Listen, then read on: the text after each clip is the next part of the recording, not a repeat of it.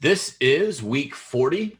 We are going to round out our disaster planning series with part 4 here. We've got 2 videos for you today. We are going to cover identifying the disaster you're dealing with, executing the plan, and then just reviewing it all. So that's kind of what, following up on everything at the end there. So the first thing you need to do is identify the disaster you're dealing with. And that might seem like a dumb thing to say, but they might be dealing with more than one problem. You might be dealing with multiple, similar problems, whatever it is. So identify what the problem is, and just remember to, kind of stay calm and collected. You're leading this with your team, so you don't want to,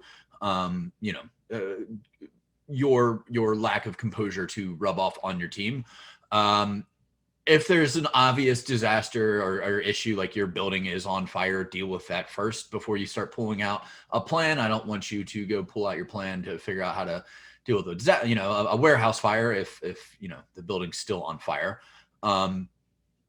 But you might need to figure out what caused that problem. So, like, for instance, if it is a fire, what type of fire was it? Was it chemical? Was it electrical? Was it due to employee, issues with your employees, like they're not following procedures, that type of stuff. And as you're dealing with everything coming your way, you want to start addressing what the scope of the disaster is and start triaging or prioritizing the problems that need to be addressed. Deal with the immediate problems first. So that's the proverbial axe in your forehead. You're the expert, so trust your gut on this one in terms of figuring out what you need to deal with first. No need to pull out the plan quite yet, because again, we're just kind of stabilizing everything. And then once you get it stabilized, you can start focusing on the recovery. The big thing to remember here is you can control certain things, and there's certain things that you cannot control. So don't fret over the little things that you can't control. Don't fret over the big things that you can't control. Identifying whatever's within your power to control is where you want to focus. This could be communications or balancing employee responsibilities. Let the fire department deal with the fire. You don't need to worry about that. Once everything's under control, you're going to want to execute. So you want to find the plan that fits that disaster. Oh, you didn't plan for that particular disaster? No worries. You can adapt a plan that you have for that, because a lot of the pieces in terms of the plan can be reusable. So that's the communications plan or employee, whatever it is. You can reuse a lot of things. Timeliness is key, so keep that in mind. You might have the luxury of some planning time, or you might be scrambling. Again, just keep calm. You can plan, you can scramble. You might be shooting from the hip. You might have, days to figure out what you're doing. So just remember that your team's going to follow your lead. So as calm and as collected as you can be, hopefully your team will follow that.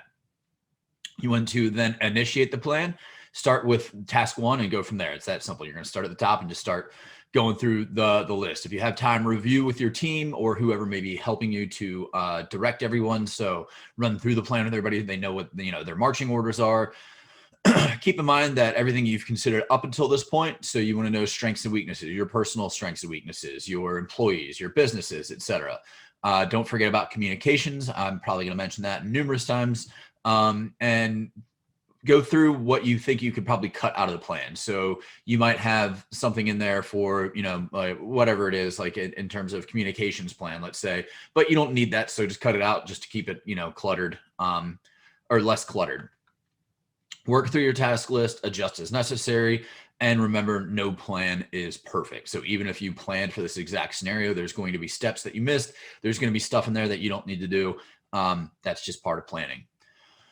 If you've planned to pivot or you have to now, go ahead and make that call, stay on your toes and prepare to react. I know that I've said that you always want to be proactive, but this isn't always a luxury that we have in terms of being able to plan for everything. So you might have to react to the situation, and that's fine. The changes that you make, again, you're being reactive at this point, or you're initiating part of the plan that you think is what you need to do right now, but you might be wrong, and that's fine. Just make sure to continue to assess as you go and adjust as necessary. You want to keep your communications open, again, to everybody who needs them. Don't forget your customers. They need communications as well. And from there, you just keep going until the plan is complete. Just keep following those tasks, pushing out orders and getting your team to do exactly what they need to do. So that's it for part 1. Part 2 is going to be reviewing the plan, and then that will wrap up disaster planning.